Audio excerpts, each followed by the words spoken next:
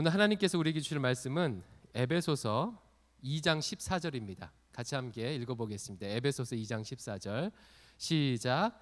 그는 우리의 화평이신지라 둘로 하나를 만드사 원수된 것 곧 중간에 막힌 담을 자기 육체로 허시고. 아멘.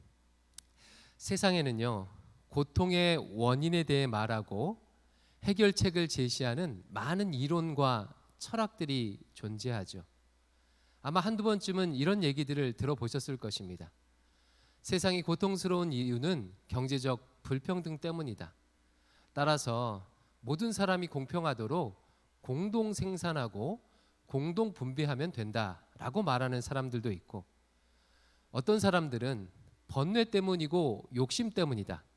그러니 이 번뇌와 욕심을 버려야 하고 이것을 위해서 참선을 하고 참선을 하다 보면 열반의 경지에 이르를 수 있고, 그러면 비로소 고통의 문제를 해결할 수 있다라고 말하는 사람도 있습니다. 어떤 사람들은 조상신 때문이다, 귀신 때문이다.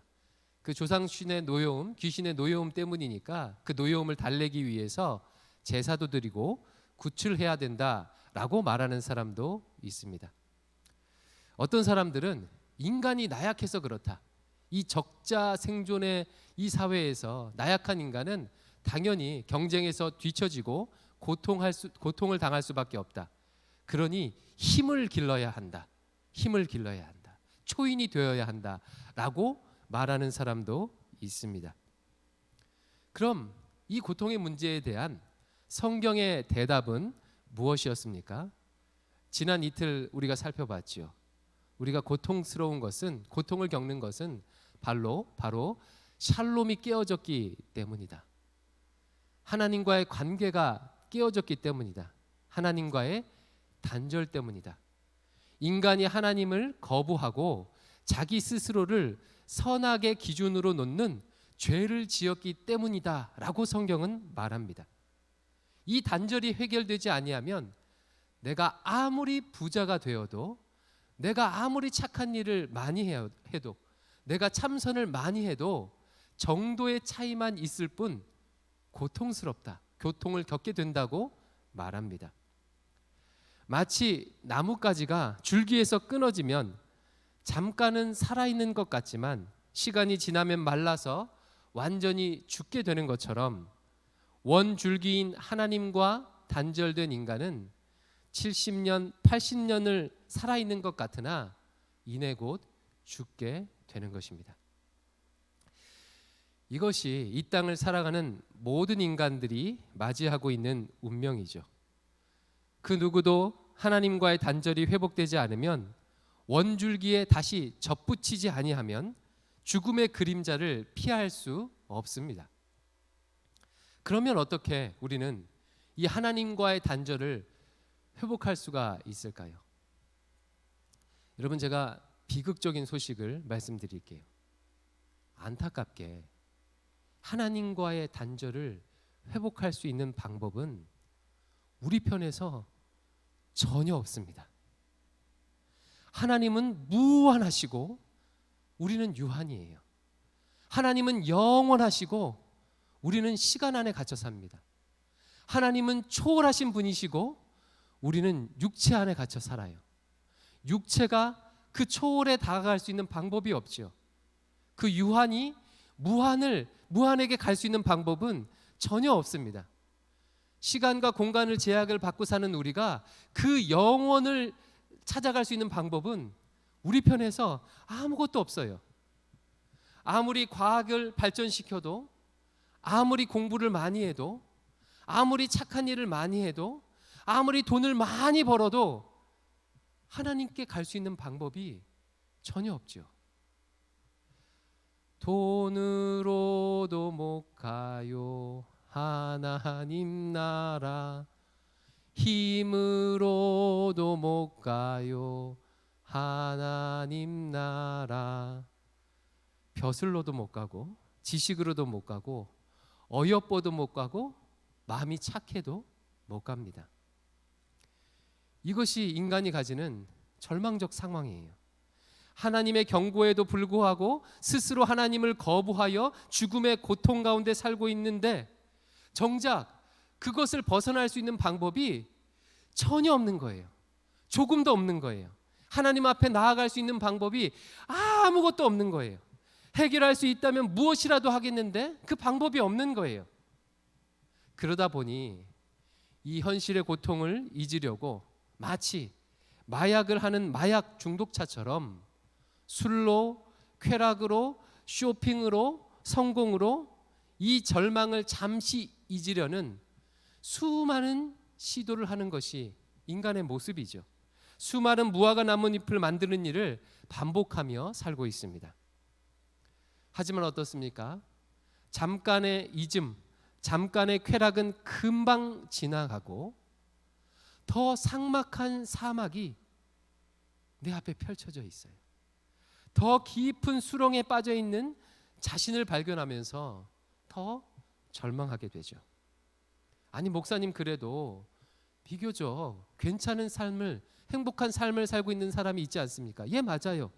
그런 사람들이 우리 주변에 심심치 않게 있는 것 같아요. 하지만 어떻습니까? 비교적 삶의 안정을 이루어 크게 고통하지 않는 사람이라 할지라도 그 기간은 얼마 되지 않아요.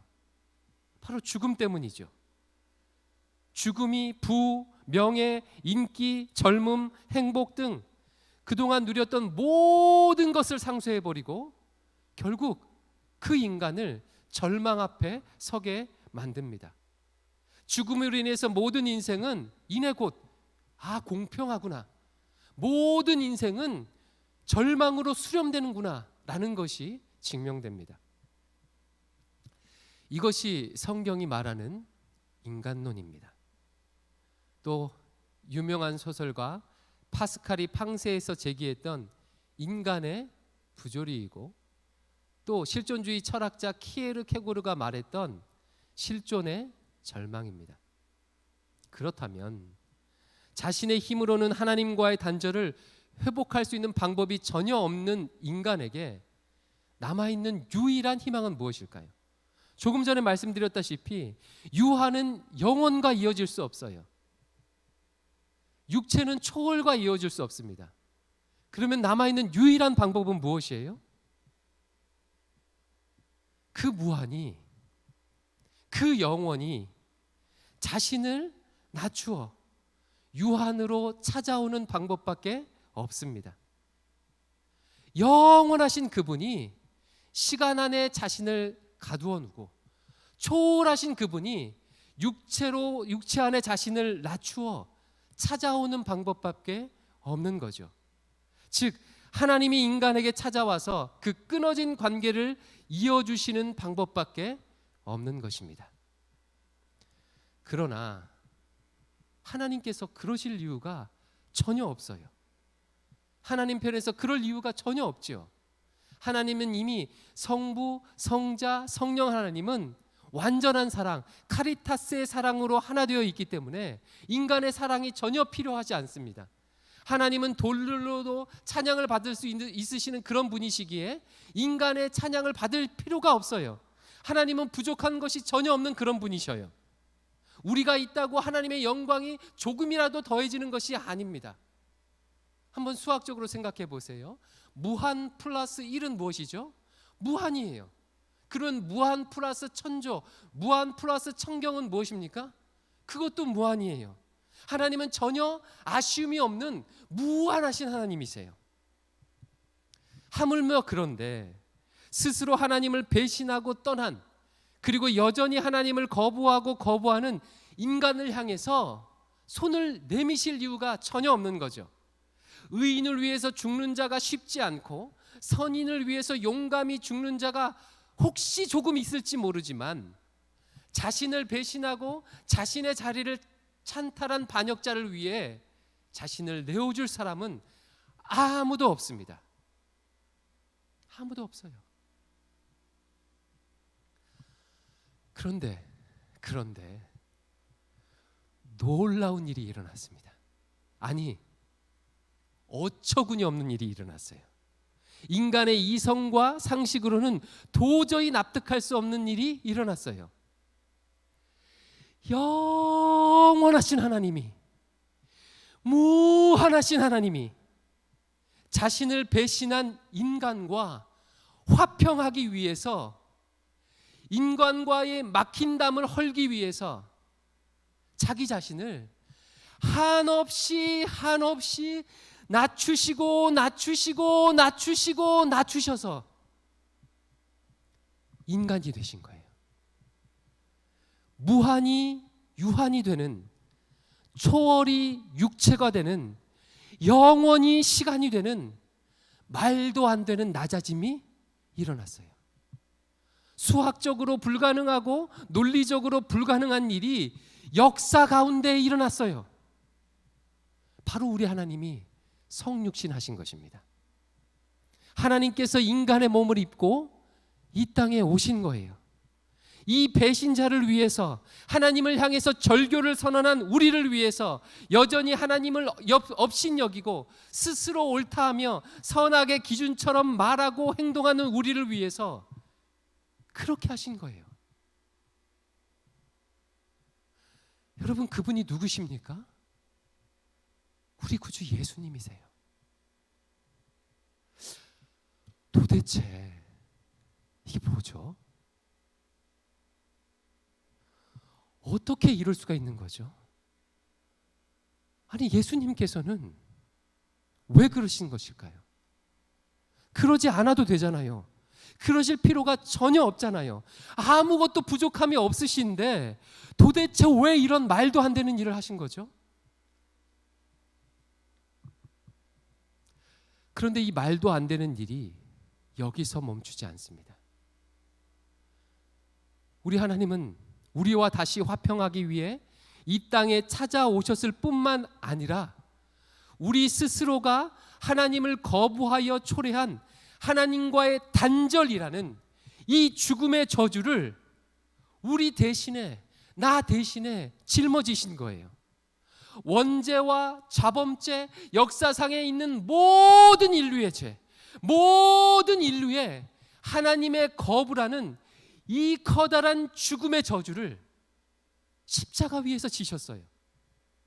그 죄값의 총량이 너무나도 커서 이 세상 그 누구도 지을 수 없는, 감당할 수 없는 이 엄청난 마이너스, 이 엄청난 마이너스를 무한하신 하나님께서 친히 담당하셨어요. 그리고 이 마이너스를요, 플러스로 바꿔주셨어요. 아니, 무한으로 바꿔주셨어요. 여러분, 무한 마이너스 1은 무엇이죠? 무한이에요. 무한 마이너스 1000조는 무엇입니까? 무한입니다. 무한 마이너스 1000경은 무엇이에요? 무한이에요. 자신의 무한으로 유한한 인간들이 저지른 모든 죄값을 다 담당하셨어요. 그래서 이제 어떤 마이너스라도, 어떤 죄악이라도 무한 대신, 참 하나님 대신 그 예수님께 나아가면 그 마이너스가 무한이 될 수 있는 길이 열리는 거예요. 그리고 무한하신 하나님과 교제할 수 있는 길이 열리게 된 것입니다. 에베소서 2장 14절은 바로 이것을 이렇게 표현하고 있어요. 다시 한번 읽어보겠습니다. 시작. 그는 우리의 화평이신지라 둘로 하나를 만드사 원수된 것 곧 중간에 막힌 담을 자기 육체로 허시고. 그는, 예수님은 우리의 화평이신지라, 샬롬이신지라, 예수님께서 샬롬이 되어주셔서 하나님과 원수된 우리가 하나님과 화목할 수 있도록 해주셨어요. 자신의 육체를 십자가에 내어주심으로 하나님과 우리 사이에 있는 모든 막힌 담을 헐어주셨어요. 이제 화평 되신 예수님으로 인해서 그 샬롬을 회복할 수 있게 되었어요. 하나님과 인간과 피조물과 샬롬할 수 있게 되었고, 깨어진 나의 형상이 회복될 수 있는 길이 열리게 되었어요. 바로 이와 같은 이유로 예수님만이 유일한 길이요 진리요 생명이 되신 것입니다. 하나님을 향해 갈 수 있는 유일한 길이 예수님 뿐인 이유가 여기에 있는 거예요.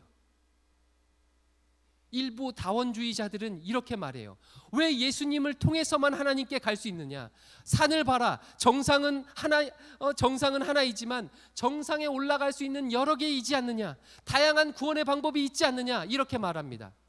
여러분, 이 말이 맞습니까? 틀립니까? 이 말이 맞죠. 산 정상은 하나고 올라가는 길이 여러 개예요. 만약 하나님이 산 정상에 계시다면 그 상 정상까지 올라갈 수 있느냐 없느냐의 여부를 떠나서 올라갈 수 있는 다양한 길이 있습니다. 하지만 정상에 계신 그 하나님이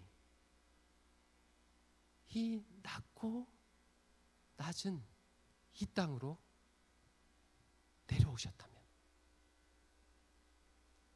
하나님께서 그 정상에 머물러 계지 아니하시고 그 무한에 머물러 계시지 아니하시고 이 낮고 낮은 이 땅에 내려오셨다면, 그리고 그 하나님이 골고다 언덕에서 십자가를 지셨다면, 그 하나님을 만나는 유일한 길은 산 밑으로 내려오신, 낮고 낮은 이곳으로 내려오신 그분을 만나는 것, 골고다 언덕에 십자가를 지신 그분을 만나는 길 밖에는 없습니다. 사랑하는 성도 여러분, 우리 하나님이, 우리 예수님만이 하나님과 화목할 수 있는 유일한 길입니다. 화평이신 예수님을 통해서 우리는 이 지긋지긋한 죽음의 그림자에서, 죄의 저주에서 벗어날 수가 있는 것입니다.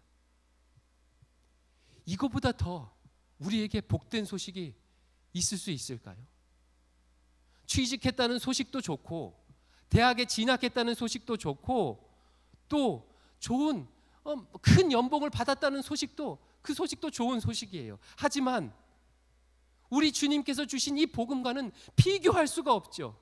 모든 고통의 근원을 끊는, 이제는 샬롬을 누릴 수 있는 길을 열어주신 것이에요. 따라서 이 복음을 받아들이십시오. 혹시 아직도 예수님을 믿지 않는 분 있다면 주저하지 마세요. 주저할 이유가 전혀 없습니다. 하나님과 원수된 채 깊은 영적인 단절과 메마름을 경험하고 있으면서 다른 것들로 그 허기를 채우려는 고단한 인생을 내려놓으십시오. 당신의 인생이 얼마나 마이너스였는지는 전혀 상관이 없습니다.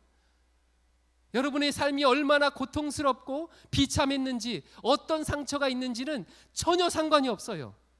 참 하나님이신 예수님, 무한하신 예수님께 나의 모든 마이너스를 가지고 나가시면 됩니다. 그 무한한 사랑이 나의 모든 마이너스를 덮어주고 내 인생을 플러스로, 무한으로 만들어 주실 거예요. 이 예수님을 영접하십시오. 그리고 혹시 이미 예수님을 영접했지만 여전히 샬롬을 누리지 못하는 분 계시다면 주목하여 들으세요. 우리가 주님을 믿기 전에 왜 고통하는 삶을 살았는지 생각해 보시기 바라요. 하나님을 업신여기고 내가 선악의 기준이 된 삶을 살았기 때문입니다. 죄 때문이에요.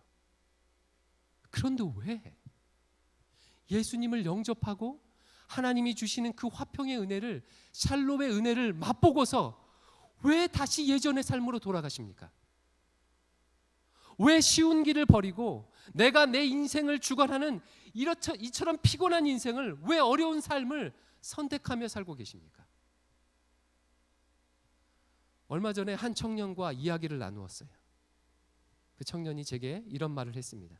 목사님, 주님과 동행하는 삶이 왜 이렇게 어려운지 모르겠어요. 그래서 제가 청년에게 물었어요. 주님과 동행하는 삶이 어렵니? 아니면 주님과 동행하지 않는 삶이 어렵니? 여러분 어떻습니까? 주님과 동행하는 삶이 어렵습니까? 주님과 동행하지 않는 삶이 어렵습니까? 주님과 동행하지 않는 삶이 너무 어려워요. 주님과 동행하지 않는 삶이 어려운 것입니다. 내가 선악의 기준이 되고 내가 내 인생을 주관하면 알 수 없는 미래에 대한 모든 선택을 내가 다 해야 돼요. 한 치 앞도 내다볼 수 없는 내가 내 미래를 선택하고 결정해야 돼요.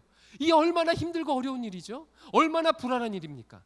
내가 있는 내 주변에 있는 모든 사람들의 옳고 그름을 내가 다 판단하고 결정해야 돼요. 이게 얼마나 피곤한 일이에요. 수많은 사람들의 관계를 내가 다 조종해야 돼요. 이게 얼마나 어려운 일입니까? 마치 내 인생의 운전대를 앞을 못 보는 사람에게 맡기는 것과 똑같지요. 이것은 굳이 증명할 필요가 없습니다. 우리 삶이 이것을 증명해요. 우리 인생이 이것을 증명해요. 반면에 주님과 동행하는 삶은요, 너무 쉬워요. 주님께서 가라고 하면 가면 되고, 멈추라고 하면 멈추면 되고, 참으라고 하면 참으면 되고, 싸우라고 하면 싸우면 되고, 기다리라고 하면 기다리면 되고, 도전하라고 하시면 도전하면 되는 거예요. 내 삶의 모든 것을 하시고 모든 것을 주관하시는 주님께 내 인생 맡겨드리면 주님께서 알아서 인도해 주셔요. 알아서 인도해 주십니다. 푸른 초장과 쉴만한 물가로 알아서 우리 주님께서 인도해 주셔요. 이처럼 쉬운 삶을 포기하고 왜 어려운 삶을 선택하십니까? 이유는 한 가지 때문이에요. 이 지긋지긋한 자존심, 내 인생의 주인이 나라는 이 지긋지긋한 교만, 이 옛자아의 부인이 없기 때문에 그렇습니다. 사랑하는 성도 여러분, 그동안 실패한 것만으로도 충분해요. 더 이상 경험하지 않아도 충분히 증명되었습니다. 따라서 자기를 부인하고 예수님을 주인으로 인정하십시오. 내 감정과 내 생각, 내 세포 하나하나, 나의 삶의 모든 1분 1초 다 주님의 것임을 인정하시면 돼요. 그거 붙들지 말고 그냥 주님께, 무한 되신 주님께 그냥 내어놓으세요. 다른 건 다 내어놓고 어떤 거 하나 꼭 붙들고 있는 것 있다면 그거 쥐고 있지 말고 그냥 내려놓으세요. 마치 자유의지가 없는 것처럼, 마치 주님께 완전히 속한 것처럼 주님께서 내 삶 모두를 다스려 주시도록 그냥 다 내어주세요. 내 감정, 내 생각, 내 삶의 1분 1초, 내 미래, 내 자녀 그냥 다 내어주세요. 내 자녀의 인생을 한 치 앞도 알 수 없는 내가 다 결정하고 내 자녀의 인생을 내 판단으로 옳고 그름을 판단해서 이렇게 키우면 얼마나 피곤합니까? 얼마나 피곤합니까? 그리고 오늘부터 그 주님의 인도하심을 받는 삶을 연습하시기 바래요. 물으시면 됩니다. 주님, 어떻게 할까요? 주님, 오늘 새벽을 깨워주셨는데 무엇을 기도하기를 원하십니까? 주님, 오늘 출근해서 어떻게 직장 상사를 보고 동료와 얘기하기를 원하십니까? 주님, 남편 때문에 너무 속상해요. 어떻게 하죠? 참아요? 아니면 들이받아요? 주님, 시키는 대로 할게요. 자녀 때문에 너무 속상한데 어떻게 하죠? 자녀 학원 끊을까요? 아니면 계속 보낼까요? 주님, 알려주세요. 우리 주님 너무 좋으셔요. 너무 좋으십니다. 하나도 남김없이 내가 묻고 구하면 다 가르쳐 주실 거예요. 그 주님께 내 인생 맡기는 우리 모두가 되기를 주의 이름으로 축원합니다.